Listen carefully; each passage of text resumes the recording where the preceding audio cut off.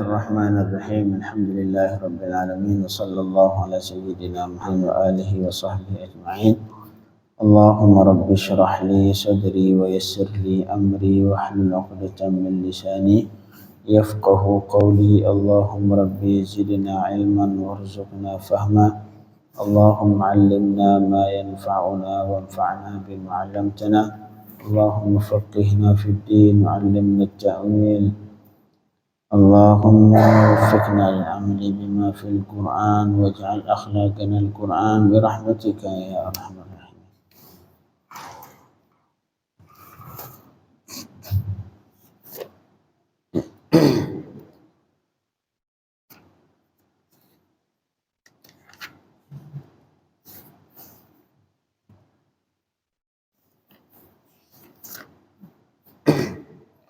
قال الله تعالى: أعوذ بالله من الشيطان الرجيم.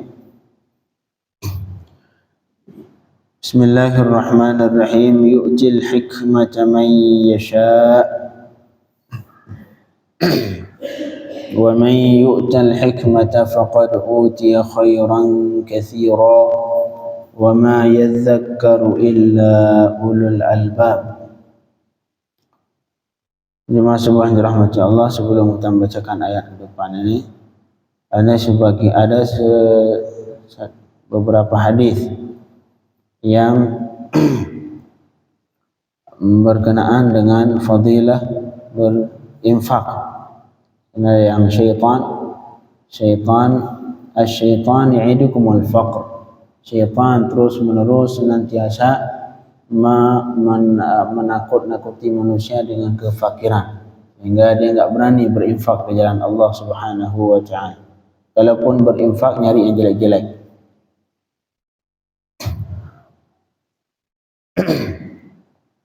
Sehingga ada salah satu ulama, Syekh Al-Habib Hinduan, beliau bertanya kepada Sayyidina Imam Al-Habib Abdullah Al-Alwi Al-Haddad. Beliau Rasul sallallahu alaihi wasallam berlindung kepada Allah dari kefakiran. Rasul memohon kepada Allah supaya dilindungi dari kefakiran.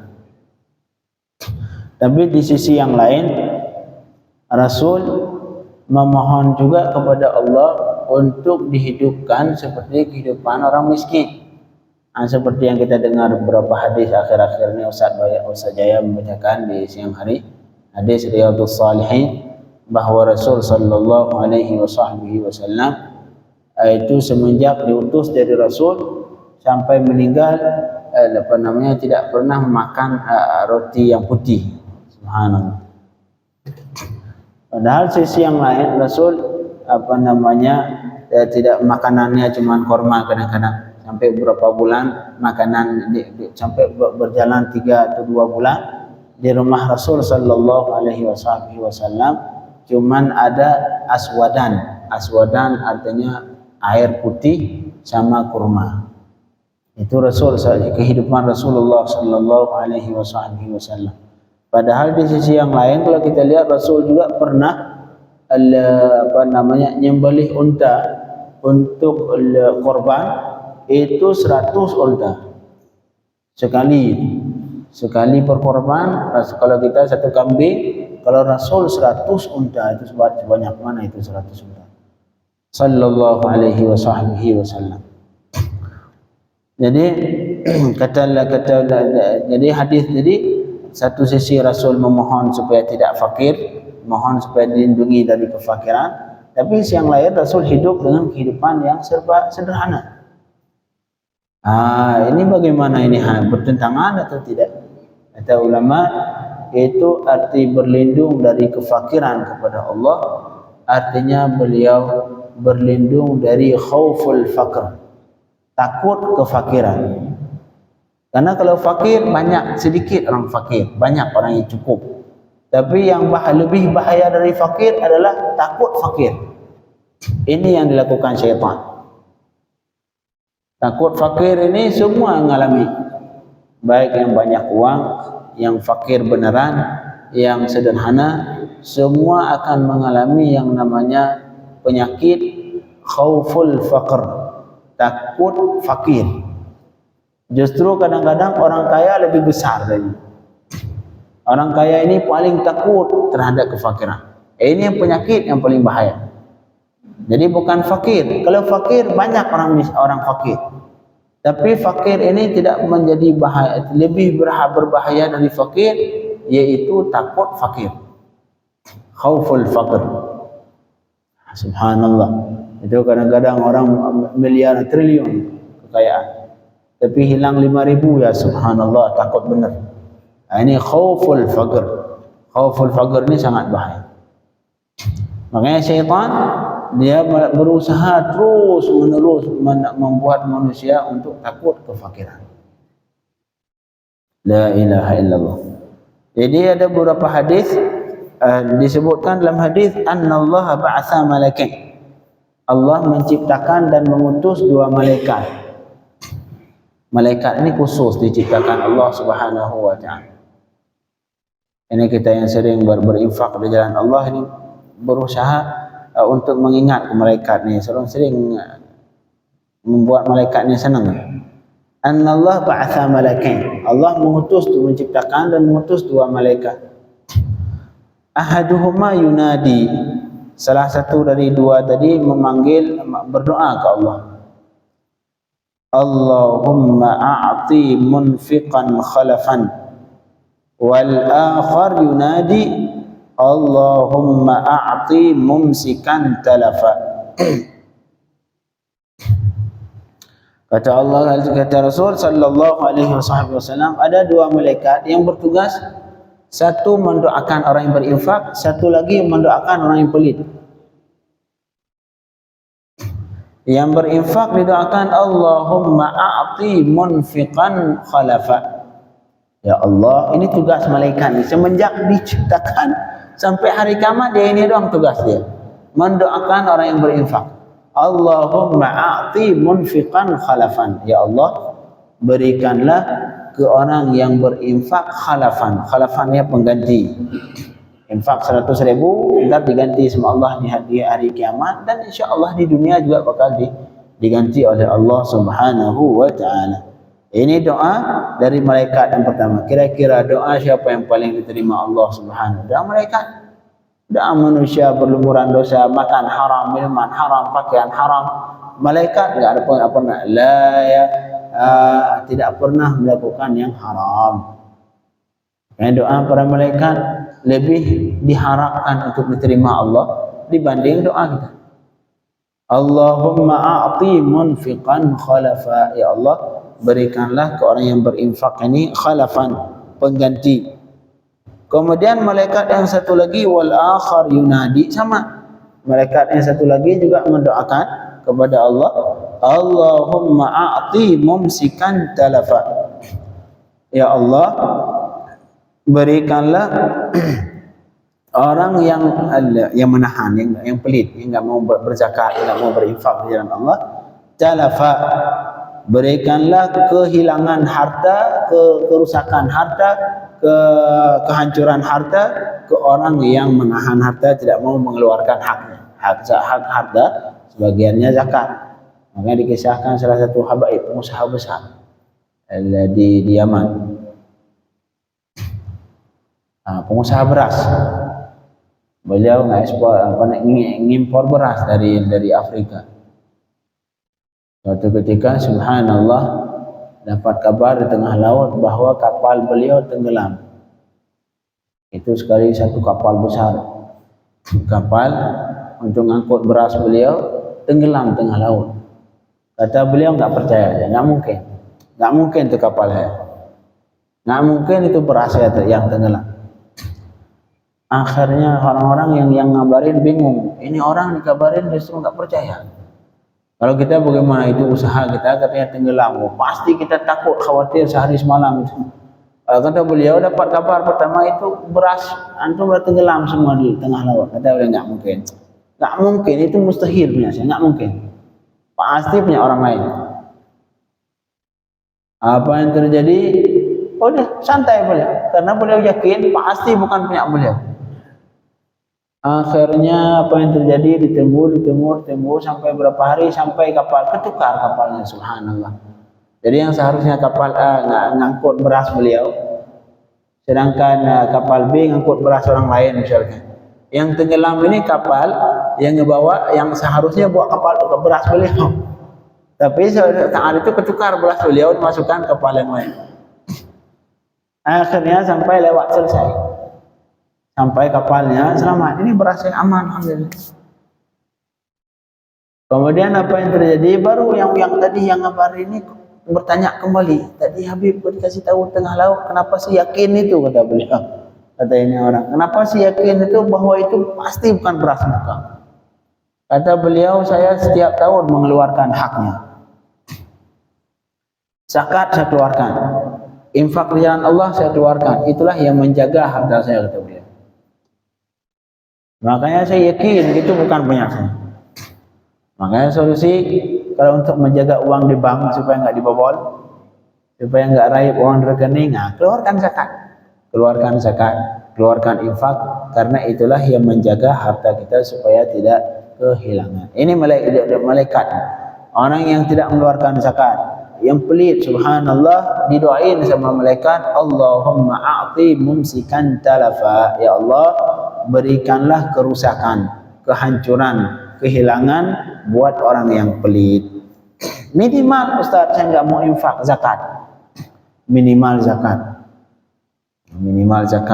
Misalkan kita punya padi, kita punya uang rekening, kita punya emas, keluarin zakat. Kadang-kadang kita punya emas dan keluarin zakat. Punya emas 100 gram, keluarkan zakat 2,5%.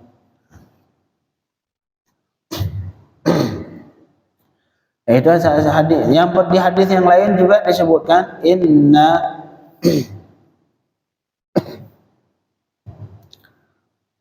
la ilaha illallah. Hadis riwayat Imam Tirmidzi. Kita lanjutkan. A'udzu billahi minasyaitonir rajim. Yu'til hikmata man yasha. Wa man yu'tal hikmata faqad utiya khairan katsira. Ini hadis ini, ayat ini salah satu ayat untuk menggalakkan mencari ilmu Allah, mencari ilmu yang bermanfaat. Yu'til hikmah. Allah memberikan hikmah. Al-hikmah ini pendapat yang kuat dari seluruh mufassirin adalah al-ilmun nafi'. Al-ilmun nafi', ilmu yang bermanfaat, al-muaddi ilal amal, yang membawa seseorang untuk beramal. Ilmu yang diamalkan, itu namanya al-hikmah. Yu'til hikmata man yasha. Allah memberikan hikmah ke siapa saja yang Allah kehendaki. Hikmah yang dimaksud, tafsir yang paling kuat, pendapat yang paling kuat dalam nafsir, artinya al-ilmun nafi', ilmu yang bermanfaat, yang ilmu yang diamalkan. Walaupun banyak yang tafsir yang lain, ada sebagian ulama tafsir mengartikan hikmah yaitu kenabian. Yu'til hikmah, Allah memberikan sifat kenabian ke siapa saja kehendaki. Sebagian ulama mengartikan arti hikmah artinya mengetahui hukum Quran. Jadi yu'til hikmah artinya memberi pengetahuan tentang hukum-hukum yang ada dalam Al-Quran. Ada juga yang mengartikan hikmah memahami Al-Quran. Yu'til hikmah, Allah memberikan hikmah artinya memberikan pemahaman Al-Quran. Sebagian ulama mengartikan al-fiqih fid din, memahami ilmu agama, bagian dari hikmah. Jadi yu'til hikmah artinya Allah memberikan pemahaman dalam agama ke siapa saja yang Allah kehendaki. Inilah banyak penafsiran, tapi tafsir yang paling kuat dan pendapat yang paling kuat dari semua mufassirin yaitu al-ilmun nafi'. Yu'til hikmah, Allah memberikan hikmah ke siapa saja yang Allah kehendaki. Tafsir yang paling kuat dari arti hikmah di sini artinya al-ilmun nafi', ilmu yang bermanfaat. Ini sesuai dengan hadis yang disebutkan sesuai dengan hadis kata Rasul sallallahu alaihi wasallam, la hasada illa fitnatain. Tidak boleh iri kecuali di dua orang. Iri haram, Tapi ada iri yang dibolehkan. Oh, dibolehkan dan dianjurkan. Tapi sebenarnya bukan iri, bahasa Arab namanya ghibtah, mengharap keuntungan yang sama. Yang pertama, rajulin atahu Allahu malan fasallatahu ala hilkatihi fil khair. Itu yang pertama yang patut kita iri. Yaitu seseorang yang diberikan harta oleh Allah, kemudian dia pakai itu harta dalam kebaikan. Masya Allah, miliar, triliun, tapi semua hartanya enggak ada fakir dibantu sama dia, enggak ada tempat-tempat pendidikan kecuali dibantu sama dia. Siapa saja yang membutuhkan dibantu sama dia. Nah, ini kita patut iri ni ke orang. Ya Allah, seandainya saya juga diberikan kekayaan yang sama. Nah, ini patut kita iri. Tapi iri di sini bukan arti kita mengharap supaya dia jatuh, tidak. Tapi iri di sini kita mengharap memiliki hal yang sama seperti yang ia miliki. Kita berharap ke Allah, ya Allah, seandainya saya punya harta juga seperti beliau, saya bisa menginfakkan hal yang sama. Nah, jadi yang pertama itu yang dianjurkan untuk iri, sehingga kita semangat kerja, kemudian berinfak seperti halnya beliau infak di jalan Allah Subhanahu wa taala. Kemudian yang kedua yang patut iri, wa rajulun atahu Allahul hikmah. Di sini. Jadi mereka tadi ulama mufassir yang mengartikan hikmah tadi bermakna ilmu nafi' sesuai dengan hadis ini. Wa rajulun, dan yang orang yang kedua yang patut kita iri adalah seseorang yang diberikan hikmah. Hikmah di sini adalah ilmu. Fa huwa yaqdi biha, kemudian beliau menghukumkan dengan ilmu tadi. Dan menghukumkan ketika ada orang berselisih, dia hukum dengan ilmu tadi, dia pecahkan masalah dengan ilmu. Wa yu'allimuha lin-nas, dan dia mengajarkan ilmu itu untuk manusia. Nah itu. Jadi dua manusia yang patut iri di dunia, dua. Yang pertama orang kaya yang berinfak di jalan Allah. Kemudian yang kedua orang yang berilmu yang menginfakkan ilmunya untuk manusia. Itu cuma dua orang yang berhak. Kita berhak, ya Allah, kalau saya punya ilmu juga seperti beliau, saya pengen ngajarin manusia, pengen ngajari Quran, pengen ngajari ini, pengen ngajari ini. Makanya disebutkan cuman satu manusia yang tidak ada pensiun di dunia. Semua manusia bakal pensiun. Bahkan ada batas waktu dia kerja. Satu manusia doang yang tidak pensiun dan tidak pernah berhenti kerja. Siapa? Ulama. Tidak ada manusia semakin tua semakin dihargai kecuali ulama. Ulama kalau masih muda, masih kurang. Ini masih ulama muda, ini masih ustaz. Semakin tua semakin dihargai, semakin mau meninggal semakin dihargai. Cek saya ulama, tapi ulama yang benar, bukan ulama su. Ulama yang benar. Semakin tua maka dia derajatnya di sisi Allah semakin tinggi. Enggak ada ulama yang pensiun. Oh, saya pensiun dari ulama, tidak. Kalau yang lain, misalkan kerja yang lain, batasnya dihargai sampai pensiun. Setelah pensiun jatuh langsung, enggak ada yang ngelihat lagi. Enggak ada yang mau ngajak ngobrol lagi. Kalau dulu sebelum pensiun dihormati, dicium tangan. Oh, apapun kata dia, jangan memerintah, tolong ke sana, kanan, kiri, naik, turun, semua dituruti. Bukain pintu, dibukain pintu. Semua diikuti sama bawahannya. Giliran pensiun, dilihat dia enggak pernah lagi. Nomor kontak dihapus. Artinya itulah manusia. Manusia, makanya ketika kita di atas jangan sombong. Ada saatnya dijatuhkan kembali oleh Allah Subhanahu wa taala. Saat itu kita butuh manusia yang lain. Kalau dulu kita buka ke pintu dibukain, ini Pak mohon maaf, ayah salam. Giliran pensiun jatuh. Siapa yang mau ngelihat lagi? Kalau mati mungkin, kalau meninggal juga enggak ada yang mau salat, enggak ada yang mau salat. Nah, itulah manusia, hakikat kita sebagai manusia. Siapa yang enggak pernah pensiun? Ulama. Nah, itulah kelebihan ilmu Allah ini, yang kata Allah ini yu'til hikmah. Makanya manusia yang patut diiri itu ya dua ini yang patut. Tapi iri di sini bukan berarti mengharap beliau jatuh, tidak. Iri di sini sebagian mufassir, sebagian yang menafsirkan hadis, iri di sini artinya ghibthah. Ghibthah itu artinya mengharap hal yang sama. Iri dengan arti mengharap hal yang sama, bukan iri yang artinya berharap dia jatuh, tidak. Iri supaya kita diberikan hal yang sama. Itu makna ghibtah bahasa Arab. Jadi yang patut kita harap seperti itu cuma dua. Yang pertama, orang yang diberikan kekayaan yang banyak oleh Allah, kemudian dia habiskan harta itu dalam kebaikan. Yang kedua, orang yang diberikan hikmah. Hikmah di sini artinya ilmu yang bermanfaat. Ilmu yang bermanfaat adalah ilmu yang diajarkan, ilmu yang diamalkan. Kalau cuma ilmu doktor untuk dipamer, doktor, oh masya Allah, kiai, pak ustaz, cuma untuk berpamer, ngajar kagak mau, kemudian ngamalin juga nggak pernah. Nah, ustaz, masya Allah, kiai, serah sembuh jam 10, mau ngapain? Marhaban. Ilmu yang bermanfaat yang bisa mendekatkan dirinya ke Allah Subhanahu wa taala. Ilmu yang bermanfaat termasuk ilmu Ustaz, saya enggak bisa, kalau ilmu agama saya sekedar bisa fardhu ain. Kalau fardhu ain itu wajib semua, tata cara salat, tata cara puasa, tata cara wudu, itu semua wajib diketahui untuk menghilangkan sifat hati, bagaimana cara menghilangkan riya, bagaimana cara menghilangkan takabur, supaya acara-acara ikhlas, itu ilmu itu wajib diketahui semua orang, kecil besar. Tapi ada ilmu yang lain, ilmu yang fardhu kifayah, termasuk ilmu kedokteran. Misalkan contoh ilmu kedokteran, ilmu bikin bom, seharusnya disebutkan Imam Al-Ghazali rahimahullah, semua ilmu wajib dipelajari dalam Islam sampai ia tidak membutuhkan ke kafir.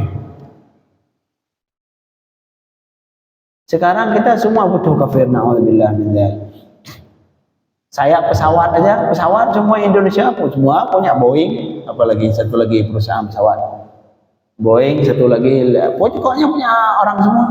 Itu enggak ada apa-apa gitu. Kata Syekh Al-Azhar, saya pernah ngutip, ngelihat video Syekh Al-Azhar, Syekh Ahmad Tayyib. Kata beliau, kita muslim sekarang untuk baling-baling pesawat aja harus kafir. Semua kafir.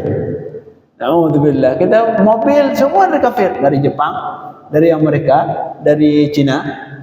Dulu pernah ada mobil SMK, nggak tahu kemana sekarang jejak.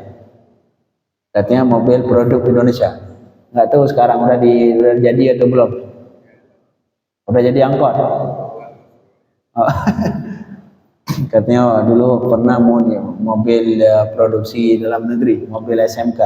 Nggak tahu sekarang kemana jejaknya. Apakah sudah jadi atau mesinnya udah jual lagi? Yang paham, wallahu a'lam.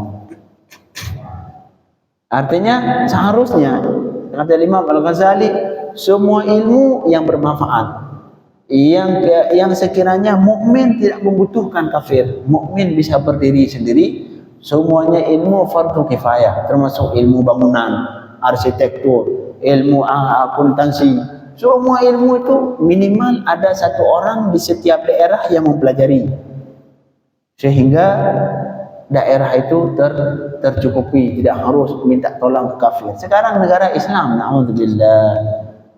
Kita lihat aja apa yang terjadi di Gaza, lihat negara sekeliling, dukung kafir, dukung Yahudi atau dukung Gaza. Itu penyebab kenapa semua, karena negara ini membutuhkan Israel. Na'udzubillah min dzalik. Allah yahfazna wa yahfazal jami'. Jadi yang kedua, orang yang patut diiri yang kedua adalah orang yang diberikan ilmu yang kemudian ia mengamalkannya dan mengajarkannya. Ini patut diri. Ini alim yang bermanfaat, bukan ulama su. Dan inilah yang orang yang enggak pernah pensiun, yang semakin tua semakin dihargai, sampai meninggal dihormati, sampai setelah meninggal kuburnya dia ziarahi. Dia diziarahi. Allah yahfaz. Allahumma ij'alna minal ulama'il 'amilin. Kata Allah, yu'til hikmata man yasha. Allah memberikan hikmah, artinya ilmu yang bermanfaat ke orang yang siapapun yang Allah kenal. Ilmu yang bermanfaat artinya ilmu yang diamalkan, bukan sekedar ilmu untuk pamerin dokter untuk nyari uang.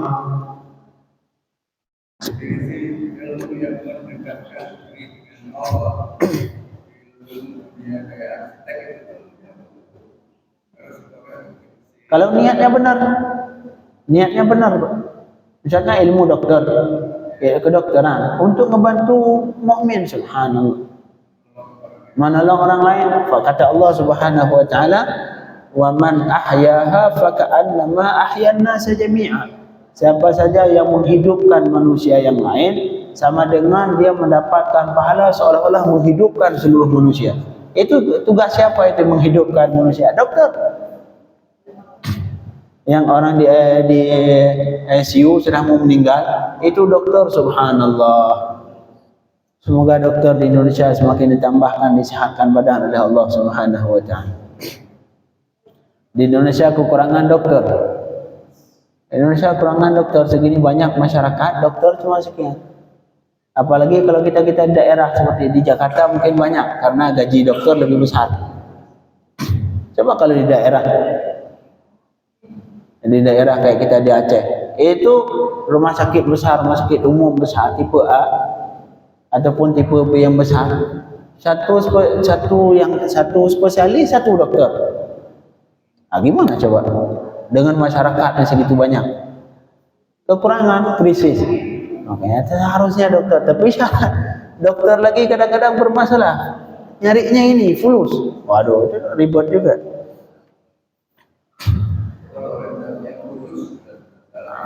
Itu niat. Jadi semuanya, misalkan arsitek, semua ilmu kalau niatnya benar, mencari ridha Allah, membantu mukmin supaya mukmin ini tidak membutuhkan ke kafir, semua bagian dari itu mendekatkan diri ke Allah.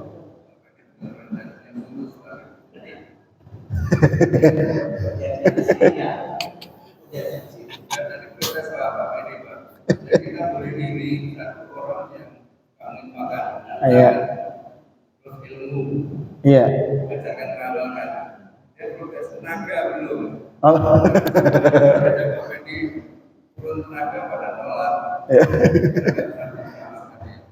Aduh.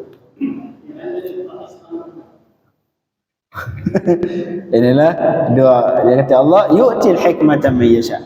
Allah memberikan ilmu yang bermanfaat ke siapa saja yang Allah kehendaki.